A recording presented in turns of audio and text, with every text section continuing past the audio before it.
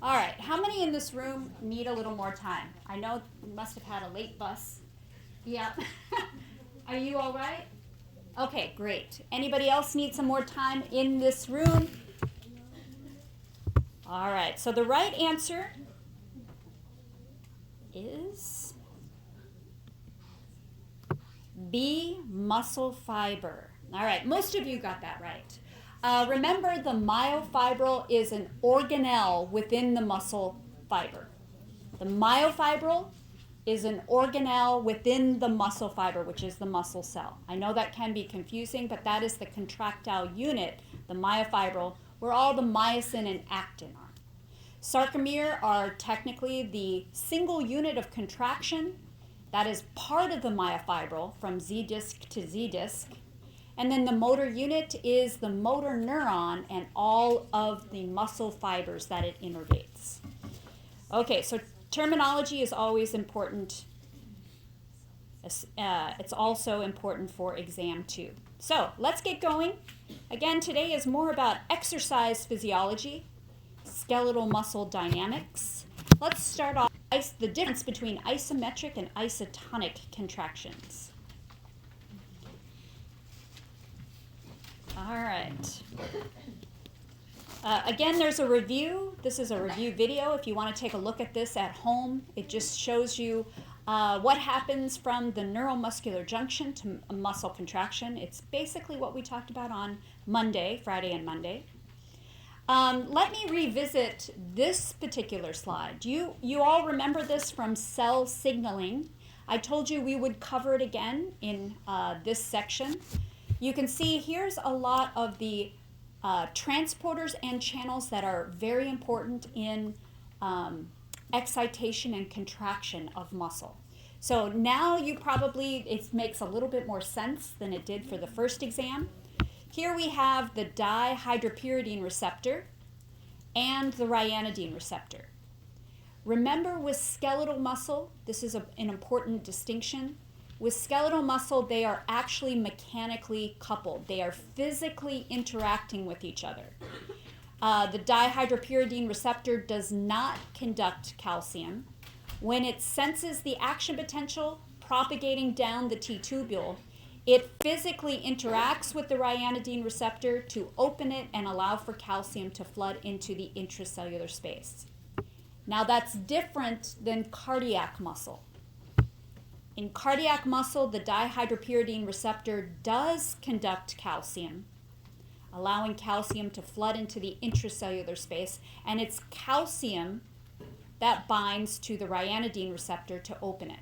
So this is known as the calcium-induced calcium release. So there's a real distinction again between skeletal muscle and heart muscle. All right, we also talked about the Circa pump last time. That's the sarcoplasmic and endoplasmic reticulum calcium ATPase, Circa. It is responsible for resequestering calcium in the internal stores in the sarcoplasmic reticulum. Remember, it's a primary active transporter that uses the hydrolysis of ATP, that energy that's produced, to move calcium against its concentration gradient back into the internal stores. Now there are some, especially in the heart, there are calcium ATPases that are on the sarcolemma, the plasma membrane. And also important in the heart is the sodium-calcium exchanger that helps to remove calcium after muscle contraction. All right, so also very important in the heart. We will be revisiting that when we get to the heart section. So just some of the players. Here's some text if you want to know some of the major channels and transporters that are responsible for calcium influx and efflux. And here's where we'll get started.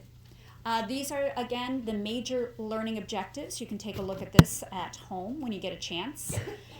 And here's where we'll start. I want to make sure that everyone understands some of the differences between the elastic components and the contractile components. All right. When we're talking about the active components, we're talking about the contractile components, right? So these components are the myofibrils. This is the myosin and actin interactions that when stimulated, that myosin molecule, which is a molecular motor, walks along the actin filaments, pulling the Z discs closer together. We call this the contractile components or active elements. Now, this is a little bit misleading. This shows the elastic components. It's kind of depicted as a spring here. This tells you that there's a recoil effect. And so when the muscle contracts, it stretches these elastic components like a spring, which then once the contractile elements start to relax, the elastic elements, they kind of come back together like a recoil effect, like a rubber band. Okay? Now, they are not only in the tendons. I think that's the major thing to realize. This is a little misleading in that it just shows the elastic components in the tendons alone. There's actually elastic elements also within the myofibril. I don't know if you remember these two terms, but titin and nebulin are part of those elastic elements. So not only are they in the tendons, they're also kind of interwoven within the myofibril as well. So there is a difference between isometric contractions and isotonic contractions. And then when we talk about isotonic contractions, there's different types. There's a concentric isotonic contraction and an eccentric isotonic contraction. And I'll go through that pretty systematically here. But first, let's start off with isometric contraction. Just to help you remember this, iso means same. If we break this word down, iso is meaning the same. Metric is distance. So in this case, the muscle is stimulated. So the myosin is allowed to interact with the actin. It starts to pull the Z discs closer together, but the muscle length is not allowed to shorten, right? It's being prevented from shortening. So again, iso is same, metric is distance. It means same distance. Again, the muscle is not allowed to shorten. Still confusing, I'm sure.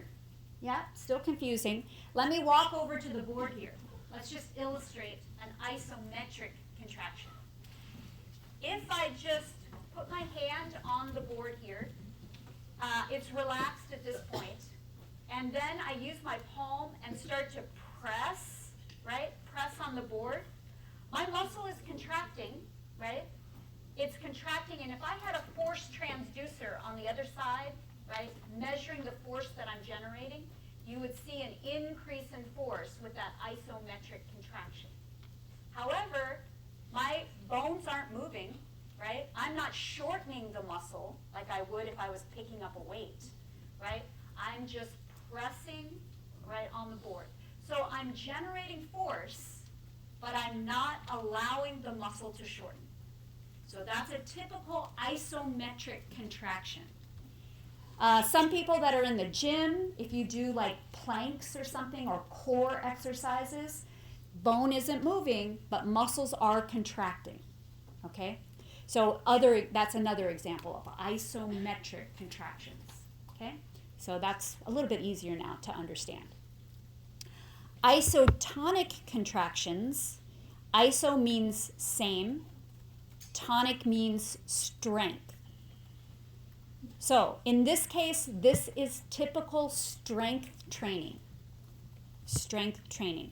If I took a 10-pound weight and I lifted it up, the muscle is shortening. You can actually see these arrows. Muscle is shortening when I contract those muscles. But the weight doesn't change. That weight stays 10 pounds the entire time I lift it up and put it back down. Isotonic, same strength. The weight is not changing. It's always 10 pounds when I pick it up and put it back down. So this is a concentric contraction because the muscle is shortening. And you can see it's going in this direction. And bone is moving. Isotonic eccentric contraction is when you actually stretch the muscle in the opposite direction. A lot of times this occurs when you put a very heavy weight down.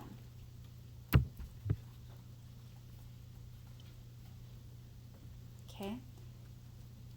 So that actually causes, with strength training, a lot of you remember, if you've done some strength training in the gym, that it actually a couple days later you feel pretty sore, right?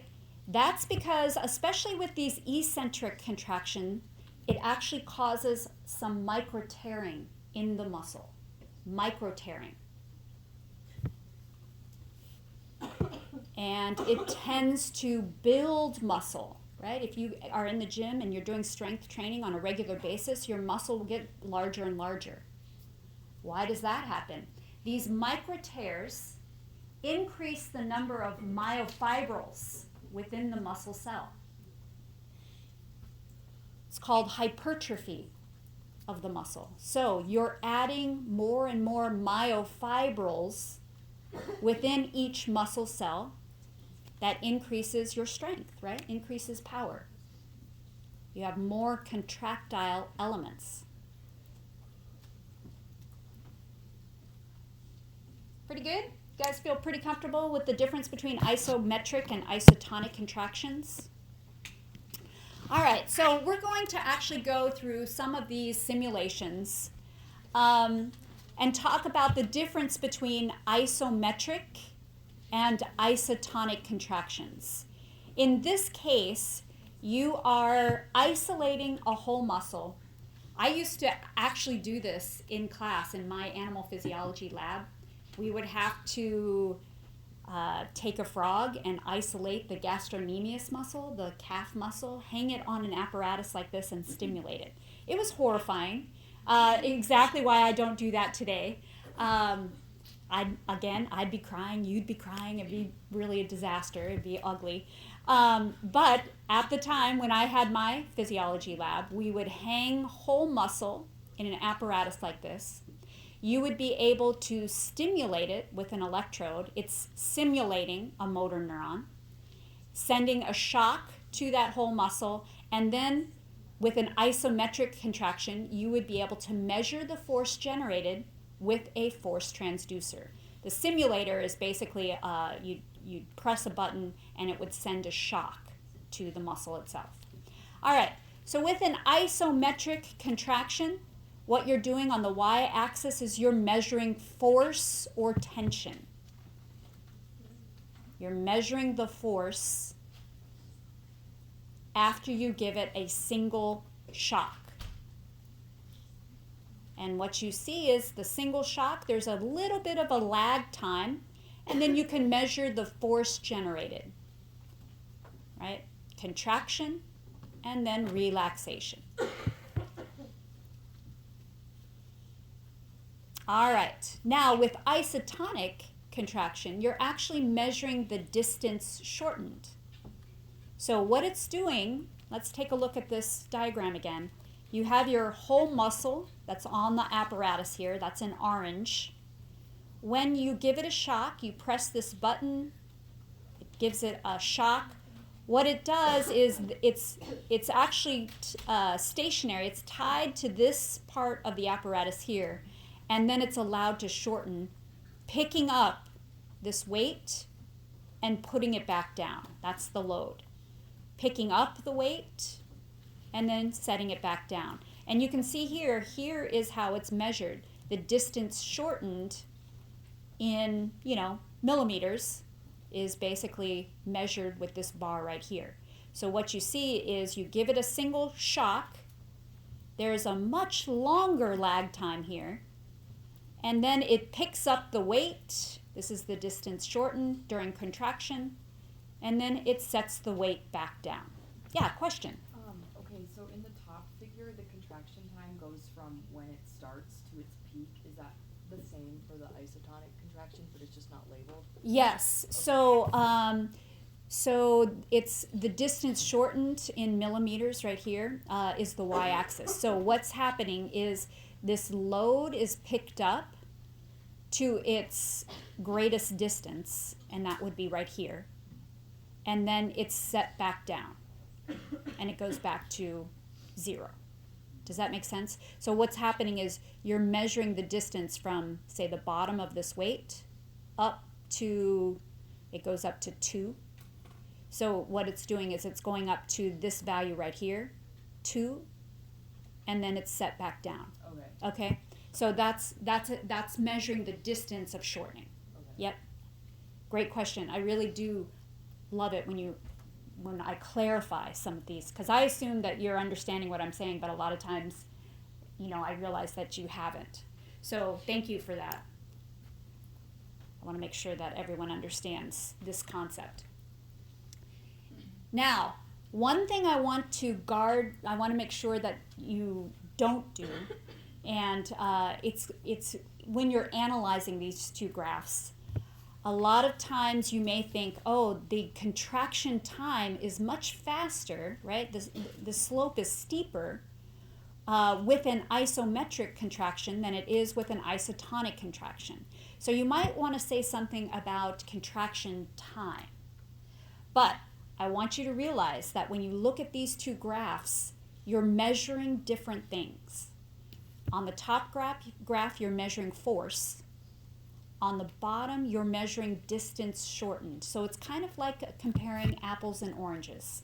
You can't say anything about and compare the two when you're looking at time course. So make sure that you don't overanalyze these two graphs. All right, one other thing I just want to make sure that you understand is when you take a look at this long latent period, this lag time, you can see it's much longer than it is with an isometric contraction. That's because the first part of any isotonic contraction is an isometric contraction. So let me say that one more time. You have to generate enough force in the beginning here. You have to generate enough force. You have to have enough myosin and actin interactions and start to generate force in order to then overcome the load, right? So first, force is being generated in this lag time, and then finally when there's enough force, then you can start to pick up that load and put it back down. So again, the first part of any isotonic contraction is an isometric contraction.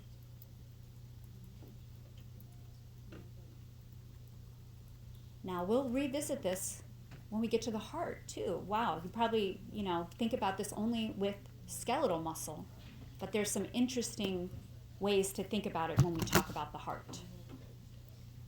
All right, so let's first concentrate on the isometric contractions. Remember, muscle is not allowed to shorten, but force is being generated. And we're going to go through these 4 relationships: intensity force, frequency force, length tension, and load velocity. Now, I was digging into the literature yesterday, looking at some journal articles related to this. I noticed that sometimes the the intensity force was also, the terms that they used were force intensity or force frequency. So just know that different scientists use this in different sequences, okay? But they're all the same. Let's first go through intensity force relationship, the first one. All right, so with this one, remember, this is an isometric contraction. Again, it's a very similar way we've set up this whole muscle. In this case, we're not allowing the muscle to shorten. What you're seeing is a whole muscle that is being bathed in the appropriate oxygen, carbon dioxide levels, nutrients, keeping it alive.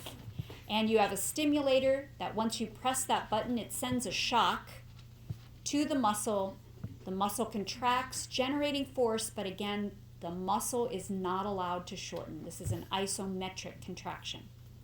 So when we're talking about the intensity-force relationship, we're talking about this upper panel here only.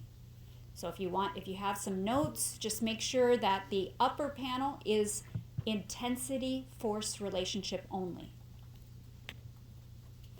All right, so what you'll notice is if you pass a little bit of current, meaning you give it a little shock, what you'll notice is you will generate force with the contraction, and you allow it to relax so it goes back down to its original value of 0. This is known as a single twitch. We see contraction and relaxation, and the frequency is slow enough where we allow the value of force to go back down to 0. Single twitch. So what you'll notice is as you increase the amount of current that you pass, or in other words, as you increase the shock level, you can see you can increase the force generated until finally you can increase the shock, but you don't get any more force. It saturates out even as we increase the current. All right? So again, it saturates out, plateaus. This again is known as the frequency-force relationship. Okay, so here's how to think about it. Some of you who are in lab were able to do this experiment with the EMG. All right? This is what you did. I just want to explain it to everyone so that they understand. You had a bag, right, in lab, and your table mate actually put in a book. And what you saw, you actually measured the electrical activity in the biceps. So what it did was it activated a certain amount of motor units.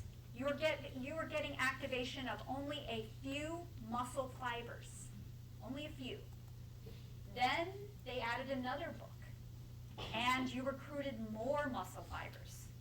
You stimulated more motor units, and you added another book, and you actually saw more electrical activity until you added a fourth book, and then you didn't see much more activity.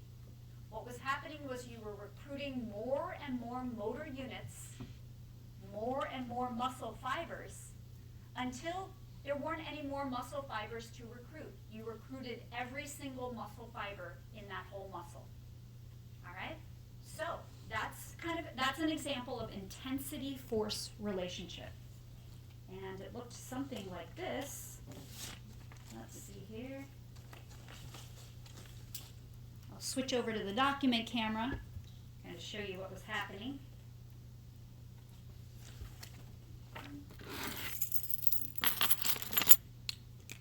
All right.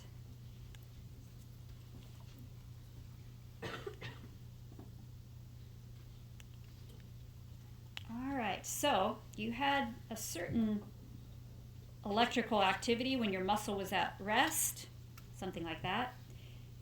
Student added one book, saw a little bit more electrical activity. You added a second book, saw even more activity here.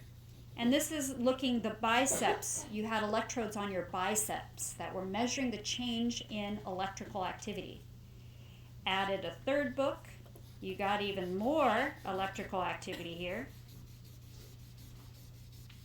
And then when you added a fourth book, no change, right? Just about the same.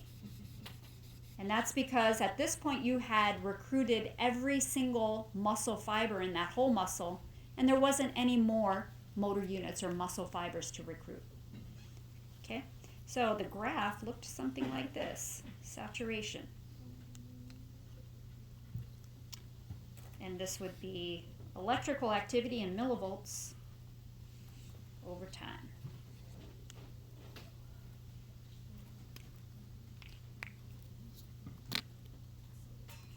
All right, so I'm going to go back to our slide here. That is an example of intensity-force relationship. Everybody pretty clear on that? Okay. All right, so now we're going to go on to frequency-force relationship. Frequency force. We're actually going to use the same graph.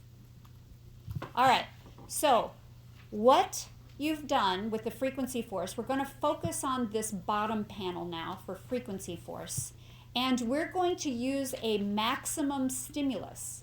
We have decided that this amount of current or shock level is appropriate to recruit every single muscle fiber in this whole muscle. So this is the maximum stimulus. We're going to use a maximum stimulus intensity. And now we're going to shock at a slow frequency. We get a single twitch.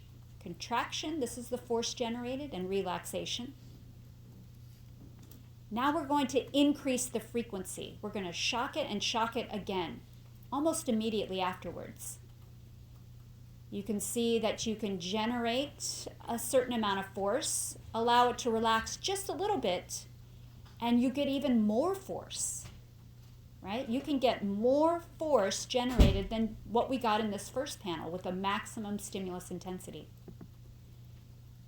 Now, let's really increase the frequency. Shock, shock, shock, shock, right? You're actually sending current at an increased frequency.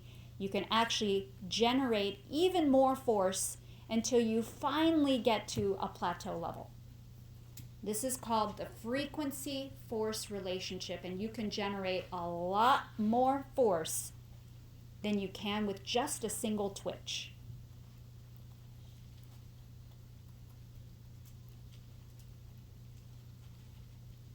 All right, so what's happening here is you actually are getting summation.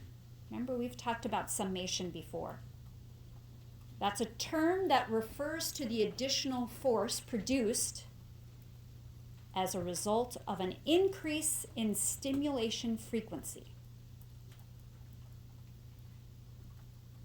Summation. Until you finally get to something called tetanus.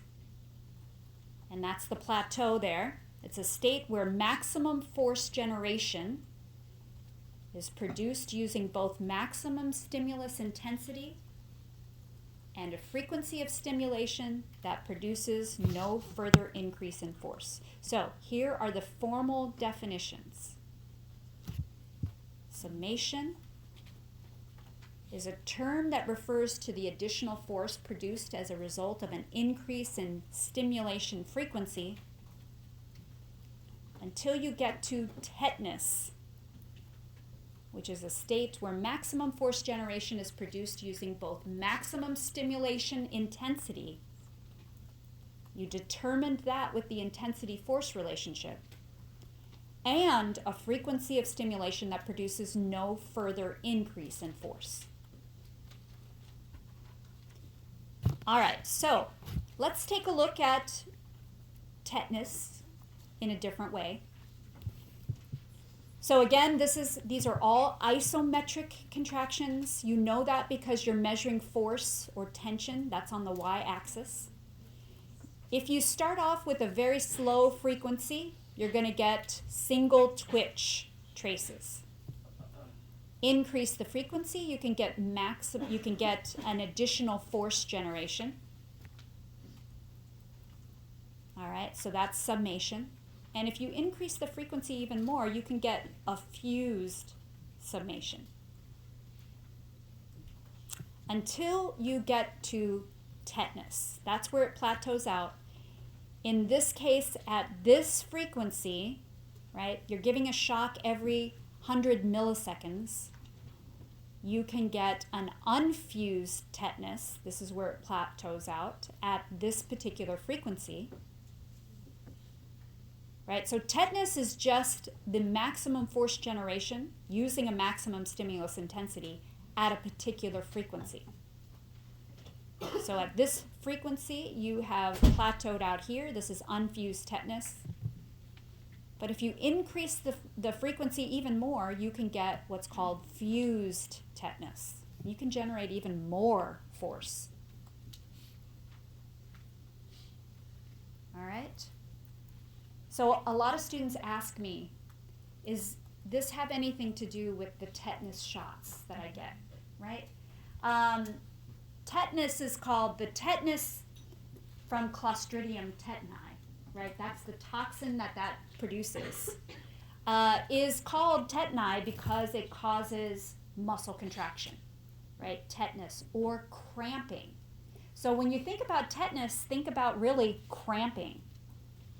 A lot of times that happens when you're dehydrated, right? And you have a very high extracellular potassium. I'm going to go back to the first section.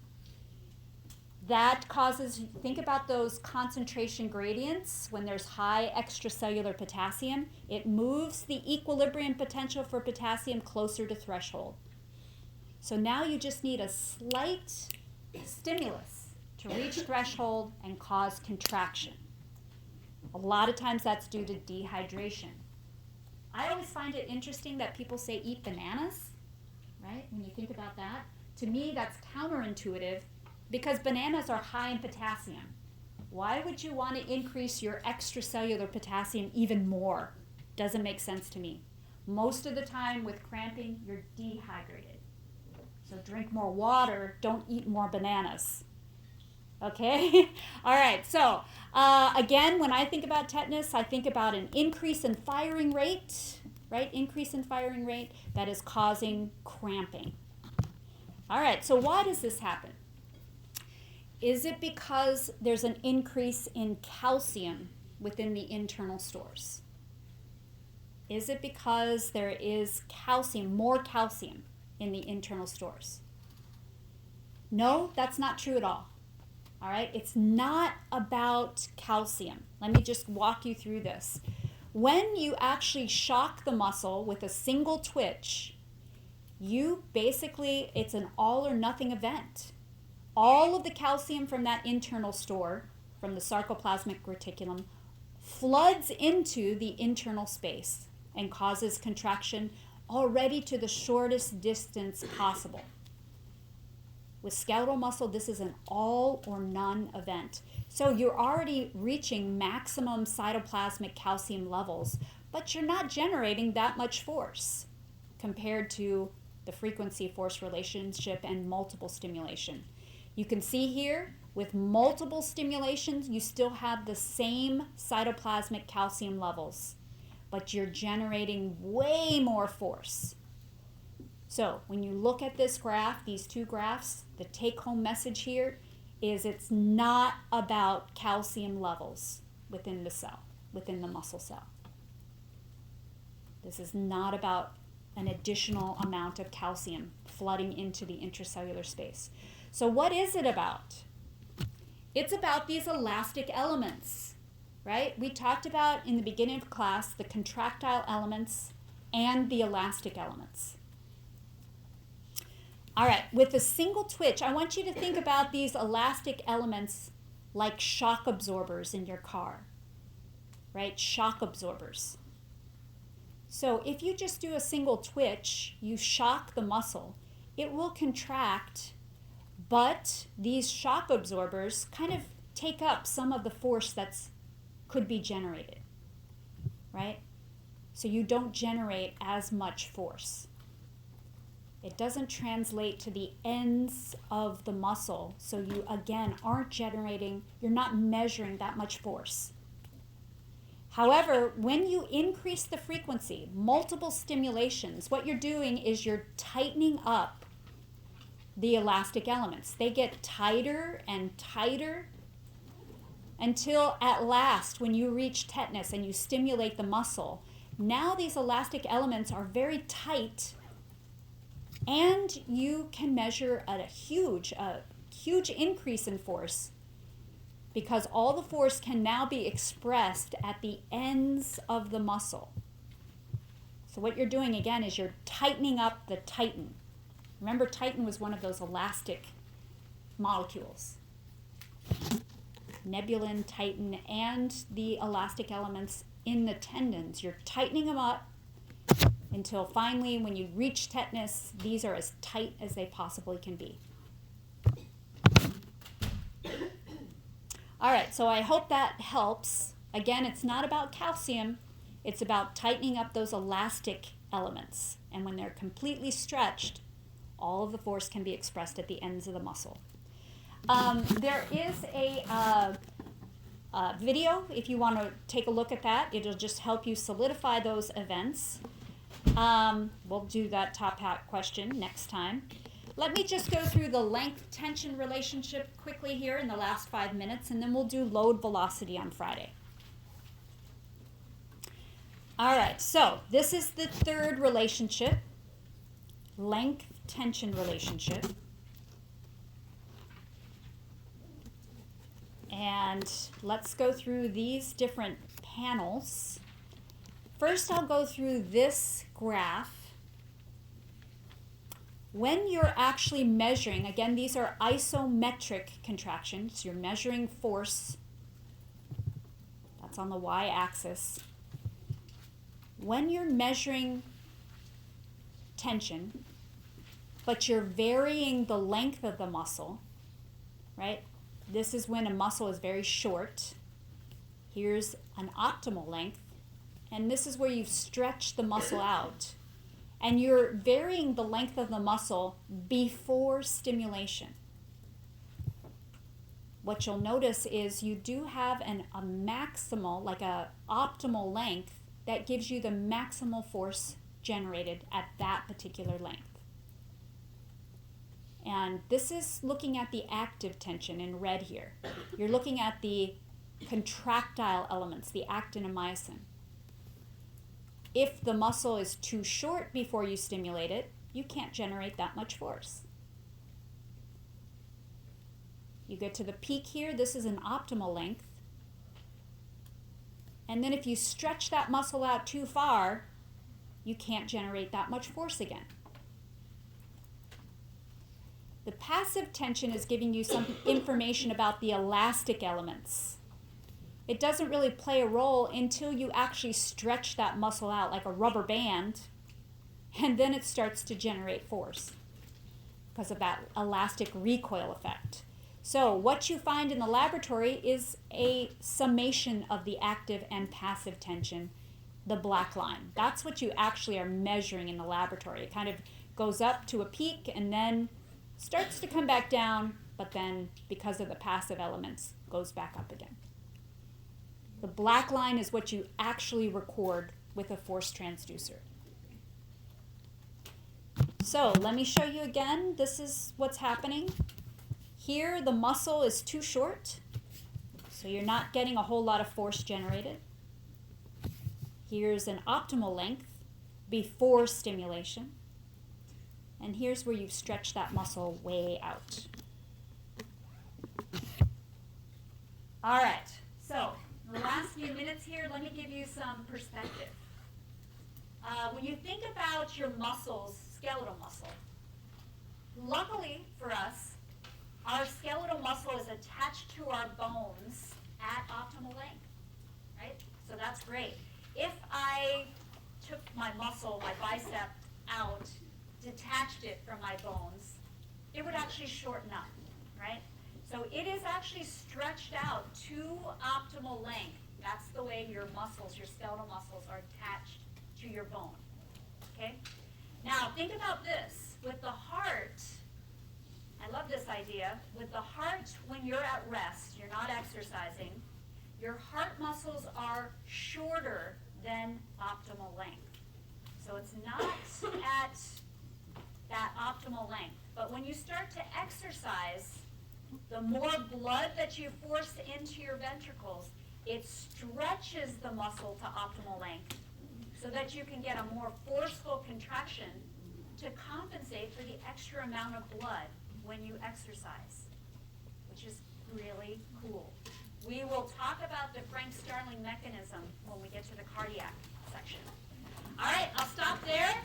I will see you all on Friday. We'll finish this up, and next week is all about heart. Cardiac. Also, their problem sets are at the back. Oh, yeah, yeah. And my office hours are today, 11. Okay, Magna, if you all want to grab your muscle worksheet, they're in the back here. And Magna, what is your office hours today?